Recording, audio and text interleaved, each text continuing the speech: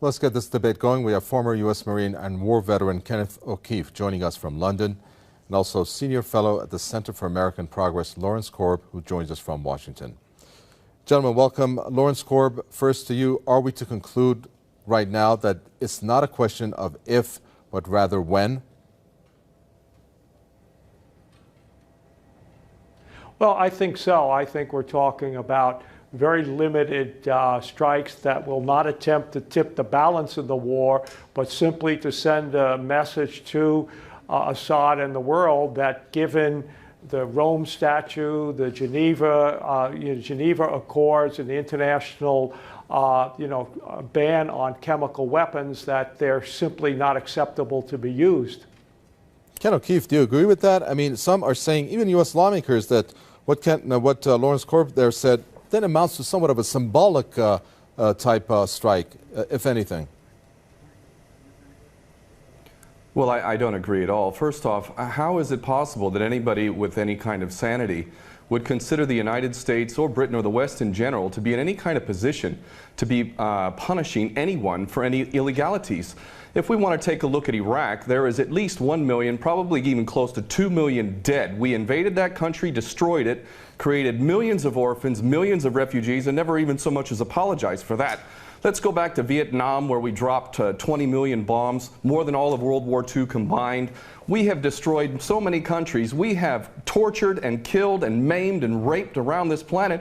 Who in the hell in their right mind would consider the United States or the West in general to be in any position to punish anybody? Never mind the obvious facts that this is a false flag attack and a long list of false flag attacks, which let's get into that, please. Yes, we will. And we'd like to get into the issue of morality here, Lawrence Korb. If we can, the U.S. Secretary of State John Kerry described the use of chemical weapons in Syria, and I'm sure you're familiar now with this adjective, moral obscenity, as he said. And I'm sure you've heard about foreign policy, how they revealed one day before that speech the declassified CIA files showing that back in the 80s Saddam Hussein was actually aided by the U.S. in terms of the chemical attacks that it exercised on Iran. Can you speak a little louder? You're fading in and out here. Okay.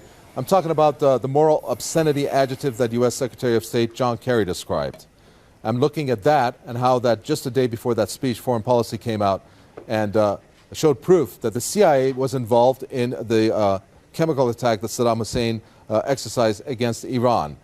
Doesn't that, in a sense, show the hypocrisy that's involved when we're talking about the morality of the use of chemical weapons, when the CIA itself was involved with the chemical attacks that Saddam Hussein used against Iran? Well, there's no doubt about the fact that they knew that Saddam would use the chemical weapons and didn't speak out when they were wrong back then. But that was before the international treaty banning chemical weapons, which doesn't come till the 90s. And so it's a different era. You have a treaty that went into effect in 1993. What you're talking about was back in the early 1980s. But you're right. The United States and other countries should have spoken out about the use of chemical weapons. We didn't use them, but we knew that Saddam was going to use them against the Iranians to prevent a breakthrough in that war. Ken O'Keefe, it's kind of ironic that you have the UN Secretary General Ban Ki-moon and the UN Special Envoy Lakhdar Brahimi. Practically, if you really look at it, they're almost begging for the U.S. and its allies, including France and the U.K., to go through the Security Council in order to get backing for this. But of course, you're saying let the chemical investigation by the UN inspectors take place and for results to come out. I mean, what does that mean in terms of international law, what the U.S., UK, and France in particular are pursuing here? Well, we don't operate under international law. What we have is the color of law, the law of the jungle, in which the rich and the powerful basically determine what goes and what doesn't go. Iraq is a perfect example of that. Why isn't Tony Blair and George Bush rotting away in a prison cell for the rest of their lives? Because the law is not being applied. These are war criminals and they should be in prison for the rest of their lives, if not executed, if their own rules were adhered to for their own crimes. Not only that, but we need to really understand the truth here. First off, all of these players, these politicians, are nothing more than puppets. They don't serve the people. There is no real democracy. They really serve the rich and powerful who run the world, and that would be the bankers who control the money supply. The bankers, of course, make huge amounts of money. Whether they make bad investments or not, wars are great for them, and ultimately they control the politicians, and that is why we see these policies. Obama and Cameron are nothing more than puppets who read the script, and the script is, we need another war. And the reason why we need another war, according to these psychopaths who are running the world, is because more and more people, despite the clueless masses who continue to be entranced by things so ridiculous as X Factor and American Idol, there is larger numbers of people around the world who are realizing the truth and beginning to recapture the capacity to think for themselves. And they can see that these people who are being put in positions of public trust are defying that trust and representing an agenda which they could never speak about openly, because they're nothing more than prostitutes and nothing more than minions for the powers that be. Lawrence Korb, you talked about what was a limited strike. I'm looking at some of the statements that are coming out from the U.S. officials, and they have this particular two that I'm going to refer to said they want to remain anonymous. But AFP reported, if there is action taken, and I'm quoting, it must be clearly defined what the objective is and why, and based on clear facts. Does the U.S. have that right now? Well, again, that's what the president has made it very clear, and the people around him, they don't want to get involved in this war and pick one side over the other. In fact, President Obama has been criticized for not getting involved in this war at all. And what they're talking about are limited strikes that would deal with the headquarters of the people who ordered these chemical strikes, deal with the communications nodes of the people, not the chemical weapons themselves, because that would create all kinds of problems. But they also said, this is the other anonymous U.S. official, that it's going to be more than a single set of military strikes, and the options are not limited just to one day of an assault. It kind of goes against what the U.S. has said. What are we looking at here? There's got to be some kind of clarity coming from perhaps somebody like you from the Center for American Progress that has an idea about what the intentions are behind the strike. It can't be just they're going to go in limited basis, then sit back and have the status quo continue. I mean, is that really, does that sound feasible or logical even? Well, I think their intention, they've got 4 destroyers. Each of the destroyers has 24 missiles, so you're talking about 100 missiles all told. They've been very clear they're not going to use aircraft, and my guess is they will go in and strike the headquarters of the groups that control these chemical weapons, some of their communications facilities, some of the troops that have been involved in this, and basically send that message. Now, if Assad government should decide to ignore that or use chemical weapons again, then I think you would see further strikes. But the intention here is to send a signal that after the treaty that bans the use of chemical weapons, these will not be tolerated anymore. The United States not trying to get involved in this war. In fact, the president's been criticized by some of our allies and people here at home for not doing more. You know, it's very interesting, Ken O'Keefe. I don't know if you caught the presser that Bashar al-Jafari, Syria's envoy to the UN, had earlier, a couple hours back, and he said this is all because of Israel. Israel is actually responsible behind the uprisings from North Africa throughout the Middle East. And this is a push by Israel onto the U.S. to basically go and attack Syria. What is Israel's role in this, Ken O'Keefe? Well, the Greater Israel Project is all about destabilizing surrounding nations, ultimately in pursuit of this dream of Greater Israel from the Euphrates down to the Nile, all the way over to the Eastern Mediterranean. This is the dream of these psychopaths, and so destabilizing governments, creating sectarian strife is all part of that menu and all part of the design to create Greater Israel. So that goes that's self-evident. But I have to go back to what this gentleman is saying in Washington, D.C. about America not wanting to get involved or Obama not getting involved. What are you talking about? We have been arming people directly who are Al-Qaeda. Al-Nusra Front is Al-Qaeda. These people are psychopaths to the worst order. They're conducting suicide attacks. They're gassing people. We know, Carla Del Ponte said in May, that it was the so-called rebels in Syria that were using sarin gas, not the Bashar al-Assad regime. No, it was not. We know that the United States president is arming people who are on the U.S. terrorist list. He should be convicted of aiding and abetting, giving material support to a terrorist organization. But then again, you know what? We, the West, the United States in particular, Israel and Britain, are the biggest terrorists on the planet. So our little junior partners in Al-Qaeda, which is nothing more than a CIA database, thus the name Al-Qaeda, this is nothing more than a group of terrorists working together, each playing one different role, but all of them working together for the same goal, which is to maintain this hideous and sick and twisted, unjust world that we have, which is a perpetual state of war. Always one illusion, one boogeyman after another. But the fact is, Obama is nothing more than a puppet war criminal, just like his predecessor and every other U.S. president before him. So please don't tell people out there that the U.S. is not involved. It's directly involved, and it is arming people who are absolute psychopaths. Lawrence Korb, your reaction? Well, first of all, it's not. It's providing non-lethal aid, and it's discriminating among the groups. In fact, after the last round of chemical attacks, the United States wanted to increase the aid, but General Dempsey, the chairman of the Joint Chiefs of Staff, basically said we do not, we can't discriminate among the rebels, and so none of that equipment has gone there.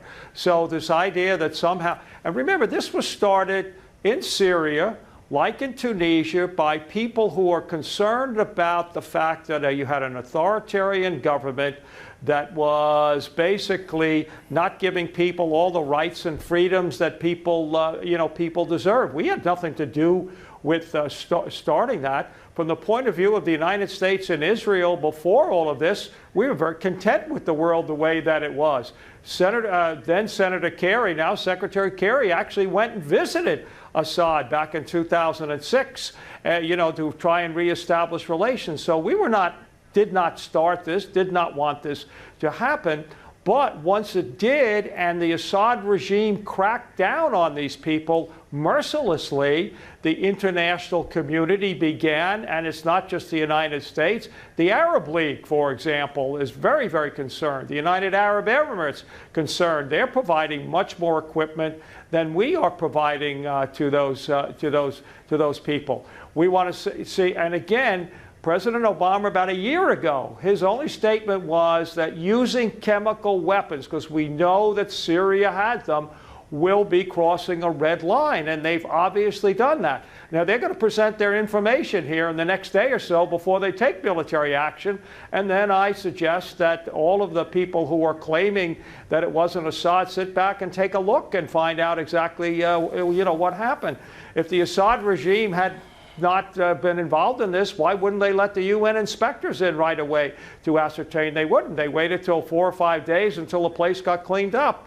They didn't wait 4 or 5 days. That was clear of what happened. They had to get together a safety precautionary measures for the sites to be visited. Ken O'Keefe, there is this defense that the Syrian government is aptly presenting. Walid al-Muallim did that yesterday, and then we had Bashar al-Jafari today talk about how they've allowed the inspectors to go in. But it seems, and why is that? And I'm thinking further, Ken O'Keefe, don't they have intelligence? Doesn't the United States already know who is behind this? It's obvious it's not the Syrian government. Analysts have said two possibilities. One, obviously, being the insurgents who have done this, and at a very low scale, perhaps, maybe some low-ranking soldiers of the Syrian army, not carrying through orders of not using chemical weapons, but going out on their own, which they've said is a very small possibility of that. Why doesn't the U.S. want to wait, along with its allies, for the inspectors to analyze what has come out and then make an announcement based on that before they move in or attack? Because the United States has never been interested in anything. Ken O'Keefe, go ahead. Has never been interested in anything other than war. The United States is in a perpetual state of war. because the bankers control the politicians and they read the script as given to them by the banksters, and they make huge amounts of money off of this. What this gentleman is saying about the United States not wanting war, not wanting to get involved is like Iraq 2.0. It's a repeat of the same rubbish that was said, oh, we don't want war, war is a last resort. That's absolutely untrue. It's a lie.